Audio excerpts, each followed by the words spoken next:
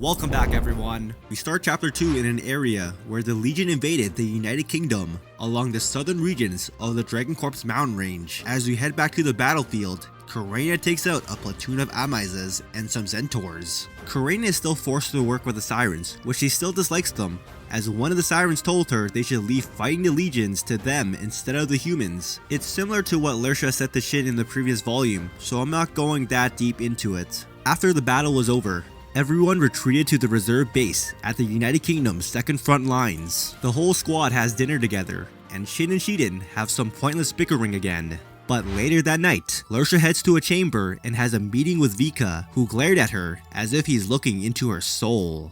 He finds out that she told Shin something during the last operation, as Shin has been avoiding her since then. But she won't tell Vika what she told Shin back then, as she wanted to keep it to herself, because she thinks that she's a failure, as she couldn't become the girl she was based on. Yet despite that, Vika still made her her personal guard, because Lersha's brain structure, for some reason, cannot be reproduced, and only one copy existed as there are no backups for her. So unlike the other Sirens, if she died, she's gone for good. And that was the way Vika wanted it to be, since before she died, Lersha needs to render her remains to Vika to become a Siren, because that was something Vika wanted. So when it came to Lershenlied, he believed her revival should be a one-time thing. He asked her again, what did she tell Shin? Which she answers with, "By your will, your highness." Later on, Shin reunites with the Strike Package's maintenance crew, more specifically, the maintenance crew he knew before he joined the Spearhead Squadron, Gurren and Toka, who are in charge of taking care of Undertaker. Gurren tells Shin that his fighting style that has always put him in danger is all the same, as if he had a death wish or something, which Shin didn't really like. After the reunion, Karina calls Shin's name, but she suddenly turned red for a moment because she was embarrassed about something, because prior to this, Karina and Anju were scheduled for a support type equipment check, which no one was willing to explain Shin what it is. Shin tried to ask Marcel about it earlier, where he remained silent with a very pale expression. But enough of that, Karina noticed that Shin was panicking about something. She tries to reassure him, telling him that he doesn't have to force himself to change if it's too hard for him, and she thinks it's fine if they just stayed the way they are. Because in her mind, she doesn't want Shin to change, because that would mean their relationship will change, and she liked it the way they are right now, as fellow 86s fighting together on the same battlefield, which Shin tells her that she's right, as they've been doing fine so far. However, it's not that he doesn't want to change, but he needs to, and he realizes he must wish for something, so they can't stay the way they are. Afterwards, Lena talks with Raiden as she thinks something was off about Shin, as she knows something was bothering him, which Raiden tells her to talk to Shin about it. So what does Lena do? Talk to Shin about it, because she thinks that they're close friends, because she thought their relationship was like saying you have to be close to argue with someone, which wasn't the case for them, as they were like natural enemies. So Shiden tells her she could just order Shin to tell her what's bothering him, because she is his commanding officer. So Lena finally confronts him, asking him if something was bothering him, and that she's always willing to lend him an ear, which Shin just tells her that it's a personal matter and wouldn't say it's bothering him. So Lena tells him it can be an issue since it could interfere with the operation, but Shin says he always shuts those things out during operations. At that moment, Annette steals Shin away from her for research purposes. As he's leaving with Annette, we get a little glimpse inside Shin's mind, as when Lena asked him what was bothering him, he was startled, as he didn't want Lena to notice something was wrong with him, but he still couldn't tell her what it was. About how he could never make her wish come true, and that he didn't know how to change, and he didn't want to be a burden to her, and that he didn't want to hurt her again. During Annette and Shin's meeting, she asked him if he remembers anything about her. Oh shit, here we go again. Which Shin tells her, not completely, but reveals that he never lost those memories. So he apologizes to her for not remembering until now. Annette also reveals to him that the fact that he's been acting weird lately has been weighing on Lena for days now. After their meeting, Lena talks with Frederica, and she tells Lena, Shine is not as strong as you may believe he is, nor does he understand himself. He is full of doubts, that one, and has been for quite some time, and so, rushing him for an answer would only serve to further corner him, which Lena thought that couldn't be right.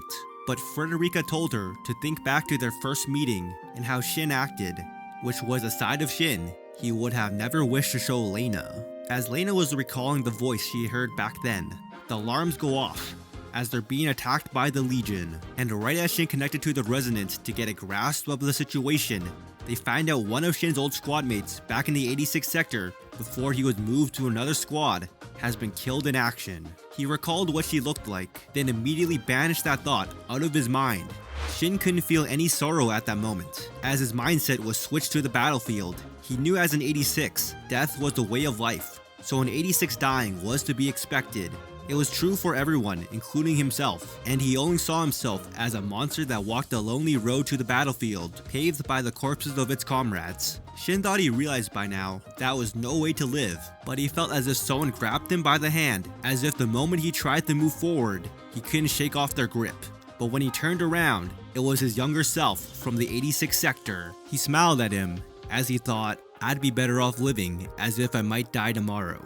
Thinking death is just a way of life for the 86, I'm better off not thinking of the future I'll never have, or any future at all. And you're the same. You're off to the court of death in the 86th sector, along a road paved with corpses, a monster obsessed with death. And Shin couldn't cast aside his identity as an 86, because somewhere in his heart, he still wished for the fate of dying for certain at some point. Now, as we head to the battlefield, there was a pretty big blizzard out. Rito connects his resonance with Shin with a voice strickled with fear, and he tells him he doesn't want to end up like the Sirens, as he was still haunted by the siege route. So Shin orders him to retreat and regroup with the Brisingamen squadron. The plan is for the Spirit squadron to hold their position while Rito's squad retreats. However, as Shin gets ready for combat, he recognizes there was a shepherd, and it was a Dinosauria. Shin gets into a duel with it, and the Dinosauria was acting as if it knew how Shin and his squad would move. Shin thought the voice sounded familiar, and that was because it was someone who fought by his side back in the 86th sector for a short period of time.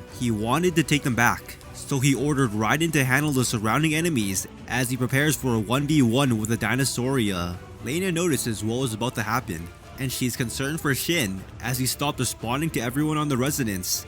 He was locked in on taking out the Dinosauria. It was like Shin was willingly teetering over the edge of death, and someday he might fall off and never return. As their battle continues, Shin was able to find a good opening to fire without getting counterattacked, but just as he was about to pull the trigger, he gets an alert that his rear right leg pile driver was damaged, which brought Shin back to his senses. However, the alarm blaring in his ears allowed the Dinosauria to close the distance to him. Shin tried to jump away, but was too late to dodge. He reflexively tried to block the attack from the Dinosauria, but then he blacked out. Undertaker was blown back as it was tossed aside like a piece of trash. Shin didn't suffer any major injuries, but he was unconscious. They were able to rescue him and bring him back to the hospital.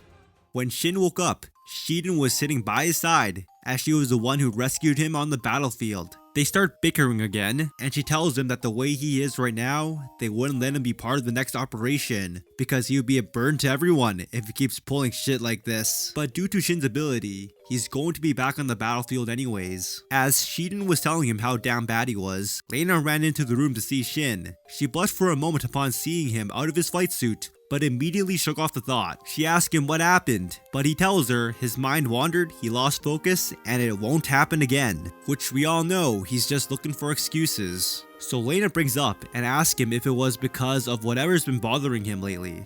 Which Shin went silent, and she tells him that she's willing to listen to whatever he has to say, because that's her duty and that's what she wants him to do. And here, Shin starts to fumble the bag and tells her that it's nothing. She tries to get him to talk, but he continues to tell her that it's nothing. But Lena knew he was lying and tells him, "You always say that, but you weren't fine, were you? If you're in pain, I wouldn't mind lending you an ear. No, I want you to tell me.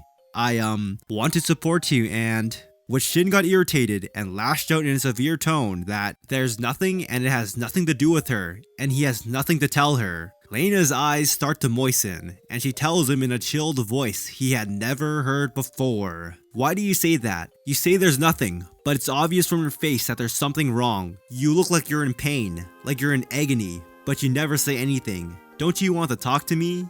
Am I really that unreliable? Am I really not good enough to help you? Aren't we?"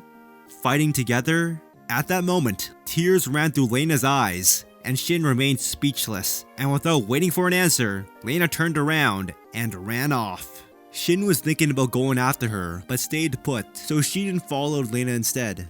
After waiting a while, Shin finally leaves the infirmary.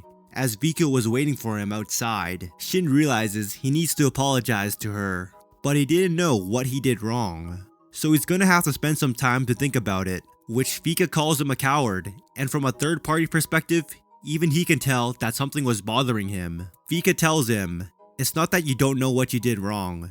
You just don't want to think about it. You were like that concerning our family too, now that I think of it. It's not that you couldn't remember. You just didn't want to remember. You didn't want to open up old wounds. You say you don't know what you did wrong, that you couldn't remember. But I think that you don't want to. You don't want to hope." Vika also reveals that he knew his father, who was a researcher of artificial intelligence like Zelene, and asked him if he would like to talk about that more. This surprised Shin, as he thought about the memories he had with his family, which was something that made him happy, which is the kind of happiness Lena described, which is why he couldn't allow himself to remember them. Because if that happiness was taken away once, it could be taken away again. Vika then gives him some advice, that if there's anything he would like to tell her, he should tell her while he still has the chance, because once that chance is gone, all that's left is regret. And Vika is only helping Shin because he felt like what Lersha said to him in the last volume might have triggered this whole problem.